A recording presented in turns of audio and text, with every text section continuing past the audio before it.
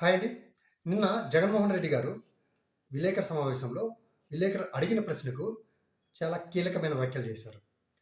ఎంపీలు ఫిరాయింపులు, ఎంపీలు రాజీనామాల గురించి అడిగిన ప్రశ్నకు ఆయన ఎంపీలు కానీ, ఏ పార్టీ వాళ్ళు కానీ, ఎక్కడైనా కానీ ఈ పార్టీ నుంచి ఆ పార్టీకి జంప్ చేయటం వల్ల క్రెడిబిలిటీ మిస్ అవుతుంది. క్యారెక్టర్ ఉండాలా రాజకీయాల్లో, కాలర్ ఎగరేసుకొని మాట్లాడాలా, కాలర్ ఎగరేసుకొని ఉండాలా, నేను ఈ పార్టీలో ఉన్నాననేసి అని చెప్పాలా ఆయన చెప్పడం జరిగింది. అయితే ఇది విజయసాయి రెడ్డికి లింక్ చేశారు.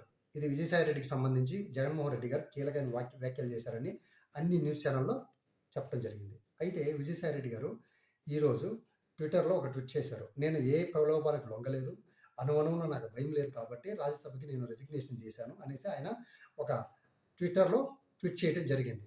దాన్ని ఇంకా సంచలనంగా చూపించుకొని విజయసాయి రెడ్డి కౌంటర్ వేసేశాడు జగన్మోహన్ రెడ్డికి అనేసి చెప్పడం కూడా మీడియా ఛానల్లో రావడం జరిగింది. అయితే జనరల్గా మనం లోతుగా పరిశీలిస్తే విజయసాయి రెడ్డి గారికి